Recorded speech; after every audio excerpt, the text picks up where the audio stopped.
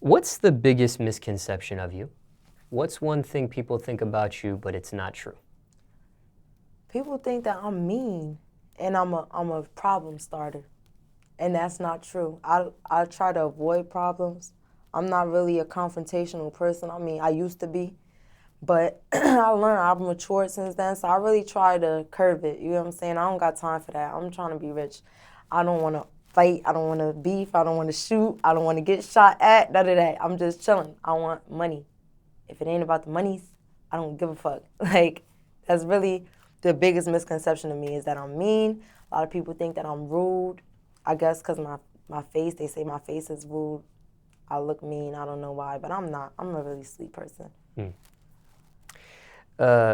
Hearing you say something about you want the money, would people say she's a gold digger?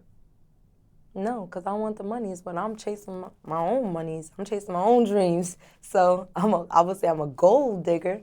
When I want something and I want to do something, I go after it with everything I got in me. And a lot of times I end up figuring out that I never really even wanted that. So then I stop. But then I always find something else to get into. I'm not never going to just stop. Like, nah.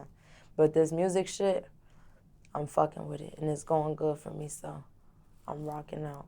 I gave myself a time limit. If I ain't where I want to be or near it at the end of my trial period, and it's a wrap. But I'm going to still do music just because I've discovered that I really genuinely love to do it, but I'm not going to keep it as the first priority like I'm doing right now. Yeah. In regards to your music, has Fetty Wap heard your music?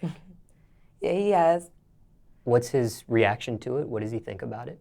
He told me he like it and that he proud of me and that he gonna do anything that he can to help me. But do you ever seek his advice? Do you ever ask for his help, or do you kind of just do you and? I just do me. Okay.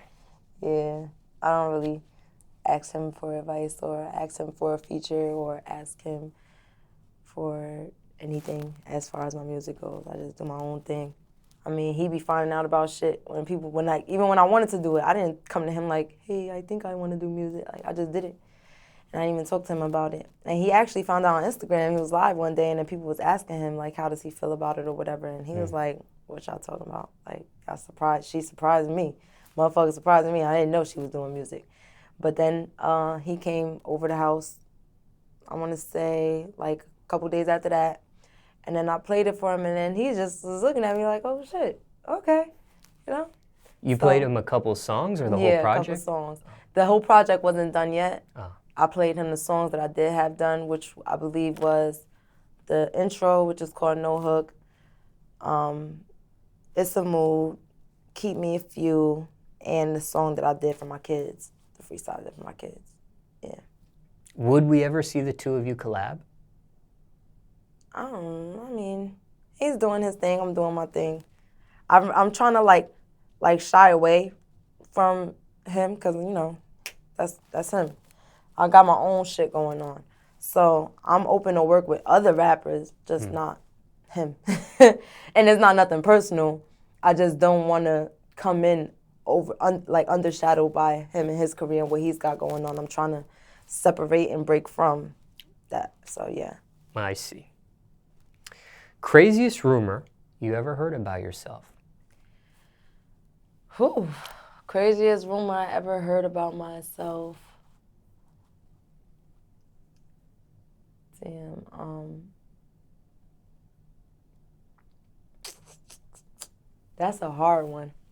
I heard a lot of shit about myself, but I really don't pay attention to it, so I can't even think off the top of my head. When people tell me shit about myself that I know ain't true, or I hang up on people, tell them get off my line with that dumb shit. I don't got time for that. He say, she say. I don't feed into rumors like that. I used to, but I don't. So I can't even think off the top of my head. I don't care enough. How'd you stop caring? Just get tired of bullshit. You get tired of I feel like when you care, that means you putting your emotions into the shit. So it comes to a point where it's like, why am I putting my emotions into shit that people obviously don't give a fuck about me? Like, because if they did, I wouldn't be put in a position to feel this way.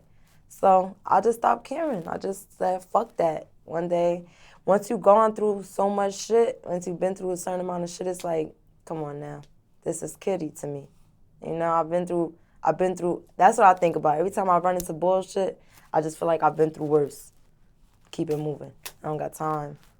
Why do you think, go ahead.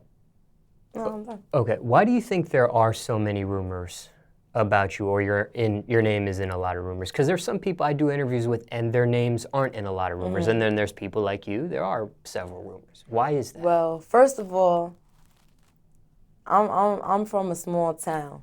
You know what I'm saying? People talk, people listen, people don't got shit else to do with their life. So people just talk. And then as far as like my kid's father now that he is who he is and shit, like he got a lot of drama going on with his bitches and whatever the fuck he be doing. So it just automatically, even if I'm not fucking him, it automatically throws me in the mist because I'm the only one with 2 kids by him and I'm the one that's been with him or was with him when his, like, before his career took off, shit like that. So, I mean, it's another baby mother before me. She was there too, obviously, before his career took off. But, you know, it just comes with a lot of shit just being associated with him because he has a lot of drama going on with his girlfriends and baby mamas and stuff like that. So it comes with the territory. So I really don't care. You know what I'm saying? I don't care about him, his relationships with them, and they got going on, and who's he doing for what, and I don't care. I don't care enough. Or What question do you hate to answer? Is there a question people ask of you that you just cannot stand? I just can't stand dumb shit in general, like rhetorical questions or questions that you know is gonna piss me the fuck off. Like when people see me and they ask me, a lot of things that I hate being asked about are pertaining to my kid's father. They'd be like, oh, how many kids does he have? Or shit like that. That pisses me off because it's like, I don't care. Why are you talking to me about this right now? I don't care. So, yeah, that pisses me off. I asked you about the rumors before, but do you care what people think of you? Not at all. Nobody's, like, whoever has a negative opinion on me, you're not doing nothing for me. So, I mean, you're not doing nothing for me. I got 2 kids, not 1, 2. Like, that's the only opinion I gotta give a fuck about. And it's like, if you're not doing nothing for me, you're not helping me better myself, you're not helping me get no money, you're not motivating me, you're not trying to, you know, just put me on a new level. I don't care what you think. I don't even care what you say. Like, don't talk to me. As a matter of fact, don't even fucking say shit to me. That's how I feel, for real, for real. I know a lot of people say that, but I swear I really feel that way. I don't care. Was there a turning point where you went from caring at one point to this now carefree? Definitely. It was, honestly, when I was pregnant with my son. I was just going through so much, and I didn't have nobody. Like, that's why I'm so close to my son. He's going to be 6 months. But I'm so close to my son because I didn't have nobody when I was pregnant with him, and I went through a lot. Emotionally, physically, I was just going through the most with my son. And it made me feel like, damn, like, niggas don't fuck with me? Well, fuck it. Fuck everybody. Fuck everybody. Like, straight lace. And that's just what it became. And it's all about speaking it into existence. It was hard for me to say that at first, like, damn, do I really feel that way? But over time, I feel that way. Like, I don't care. That could be a lonely feeling, a dark feeling. It could be. Sometimes it gets lonely, but I still have friends. You know what I mean? Don't get it fucked up. I got friends. I got good friends. I got, you know, guy friends, female friends, my family. I got a really, really close relationship with my family. So I'm talking, when I say I don't care about people and what they think, I mean people that's just not genuine towards me. But I do have people in my life who are genuine towards me, and I do care what they think of me, and I do want to do things to, you know, I care about how they feel about the shit that I say and do. You know what I'm saying? So, yeah. Where were these people when you were going through this phase alone, though? They were there, but they weren't there. I'm not the type of person to express my emotions, but definitely the people that I felt should have been there wasn't there. And that's what made me be like, fuck all this shit. But quick run through, I had placenta previa when I was pregnant and a hemorrhage. So my placenta grew in the wrong spot and I had a rip in my placenta. And I was on strict bed rest. So some of my friends, my grandmother, my mother, would take my daughter from me sometimes so I wouldn't have to, deal with having to tend to her when I'm supposed to be on bed rest.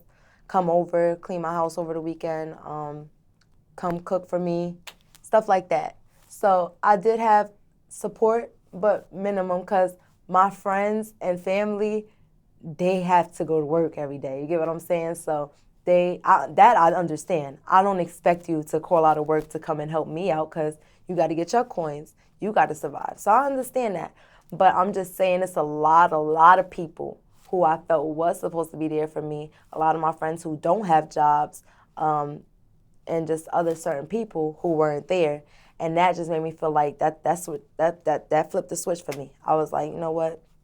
Fuck that shit. If you riding, you riding. If you not, you not. But it's a new me, so it is what it is. Take it or leave it.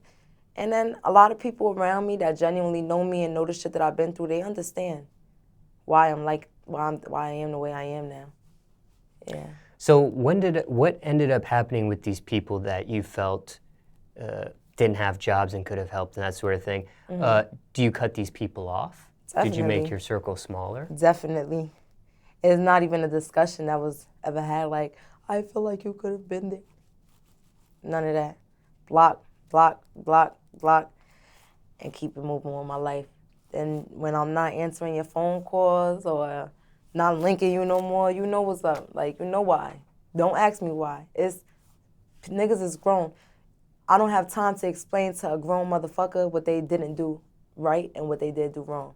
So I don't really get into closure and conversations. I just cut people off cold turkey. I don't care. So yeah. And I actually unblocked a couple people because I want them to see this. This glow up on the gram, the videos I'm dropping, the music I'm dropping, the photo shoots, just the entire package. Son just got to witness the shit. You did also say you're not a very expressive person. Do you think that had anything to do with it? You not expressing yourself that, hey, I really need you in my life and you're not there? It had to do with it, but then again, it's common sense. I'm on bed rest. I can't do shit. Like I was having like bleeding episodes. If I ever just tried to do any little thing, like walk to the corner, I would start spotting. So I was in a real tight situation and people knew that. That's like if you see somebody in a wheelchair trying to grab something. You get what I'm saying? Just because they're not saying, hey, can you come grab this for me, don't mean that they don't need the help. I don't like bothering people, though.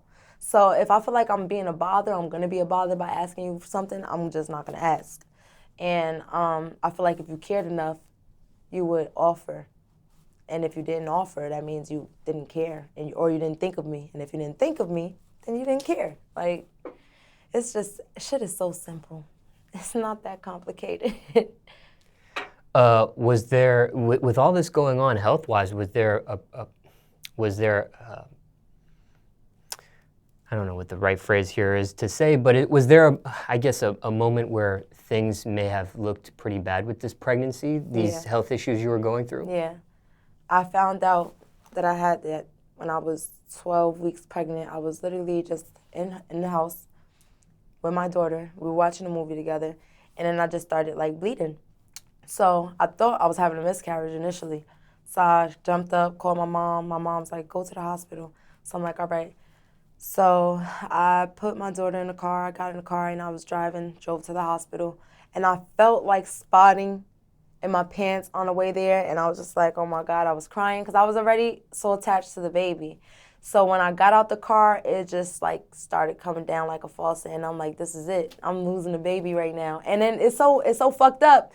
Like, I can look back on it and laugh now because, I'm out of the situation. But I was in the parking lot like, I'm having a miscarriage. I need help. And people was just staring at me like, this bitch is retarded. Like, it was so crazy. And then I went in, And just my fucking luck, this bitch that I'm not friends with no more, I used to be like really good friends with her, and we not friends no more, and her mom's work at the hospital. So I'm like, I'm having a miscarriage. Her mother looked up at me like, all right, well, you need to go talk to them and sign in like everybody else. I was like, yo, this is not my luck right now. Like, God, why? And then when we got to the back, they did an ultrasound, and it was my placenta. Baby was in there floating and shit, playing with the umbilical cord. I'm like, this little nigga. And the doctor did tell me that I was very close to dying because of the amount of blood that I lost. And that's when he put me on a strict bed rest. And then he told me that I have to stay on strict bed rest because if I have an episode like that again and don't make it to the hospital in time, I can die from losing too much blood. So, yeah. That was crazy. Crazy experience. I wouldn't wish that on my worst enemy. Did you have to get a C-section or something because of this? Well, I had already had a scheduled C-section because I had a C-section with my daughter, and I was in labor for 29 hours, and I stopped dilating, so I had to get an emergency C-section. So when I had my son, they just scheduled me for a C-section. I see. Does stuff like this, is it genetic? Does this type of stuff run in your family, or was this just honestly, the luck of the draw, or what? My mom had placenta previa. She did, not with me, with my youngest sibling, Michaela.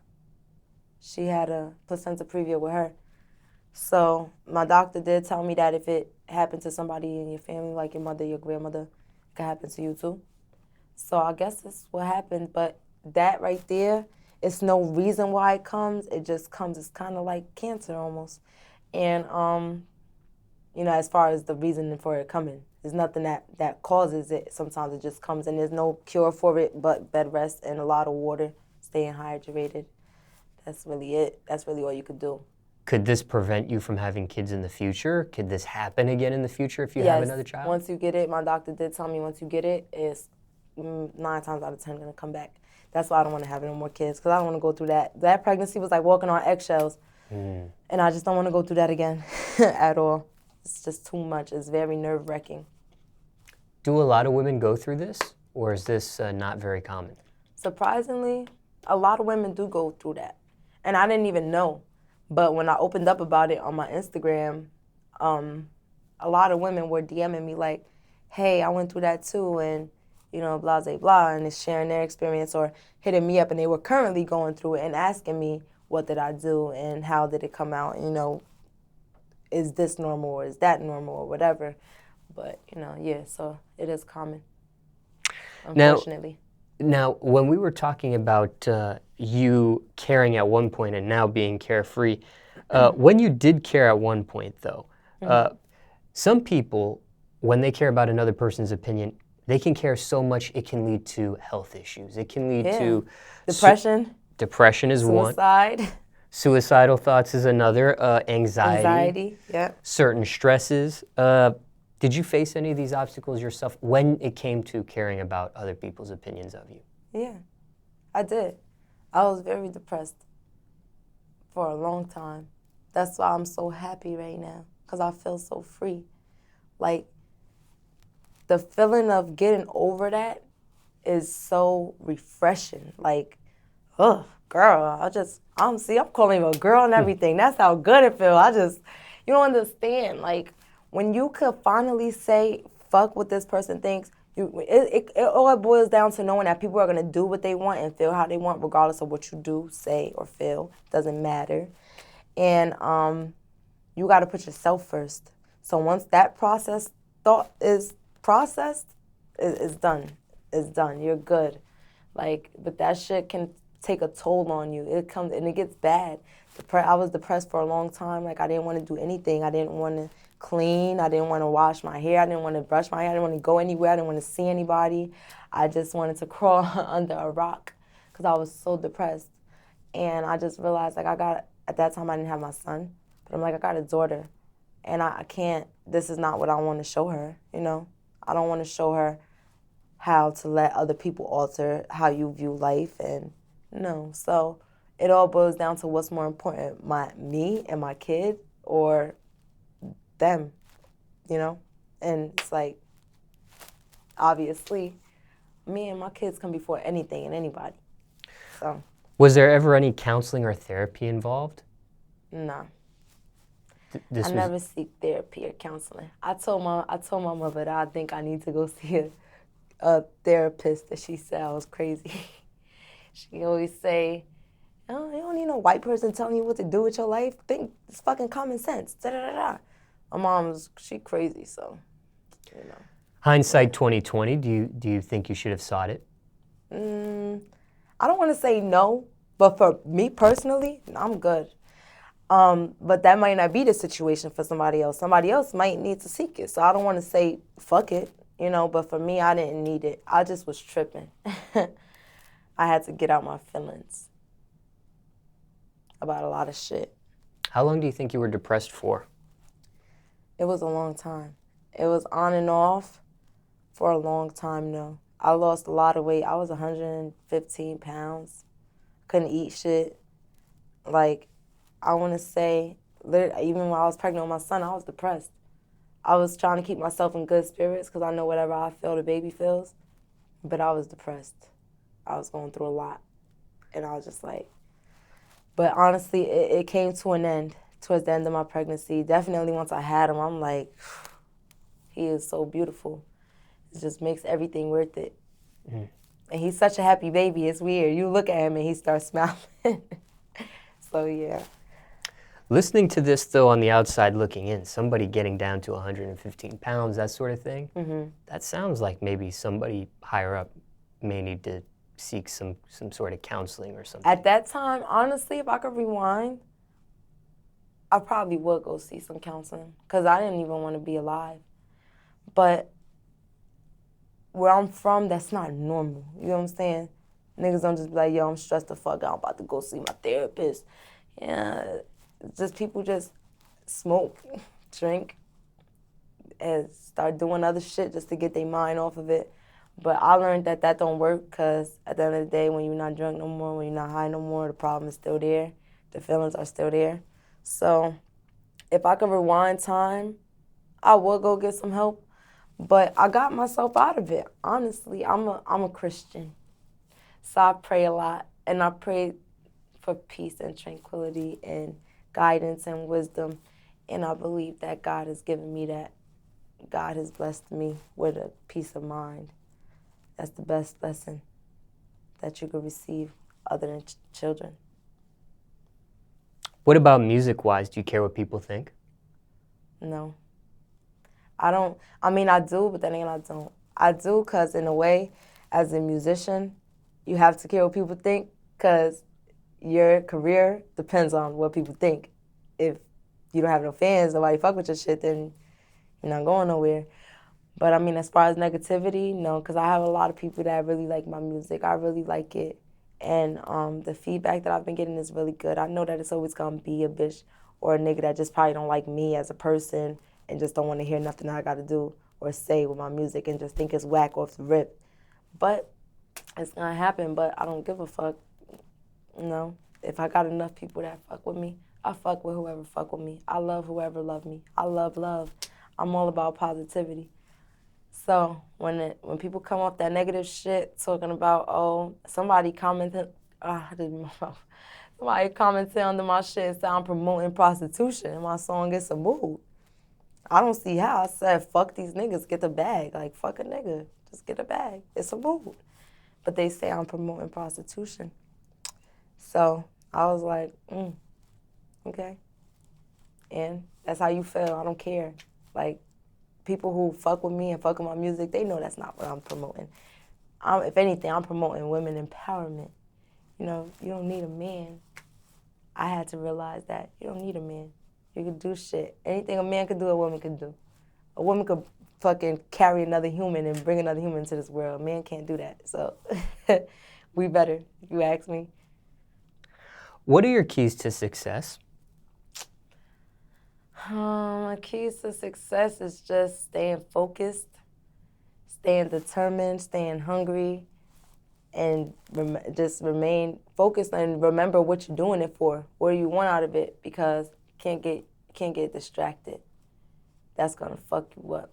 You start fucking with the wrong people, start fucking with drugs, start fucking with too many niggas, start fucking with too many bitches, that shit'll fuck you up. Because your mind, you can't think straight. You can't do what you gotta do. So definitely staying focused, staying determined, and not getting comfortable. You never want to get comfortable. I could be sitting on 100 million, I'm still gonna be hungry. Because I remember when I ain't have it. And I'll never want to go back. Once I get there, I don't never want to go broke. once I get the monies, I'm keeping the monies till I die. I'm not never going back broke once I get rich. So that's definitely, you got to remember that. You don't want to be broke again. You got to stay on your shit. Stay on your shit. Do what you say and say what you mean.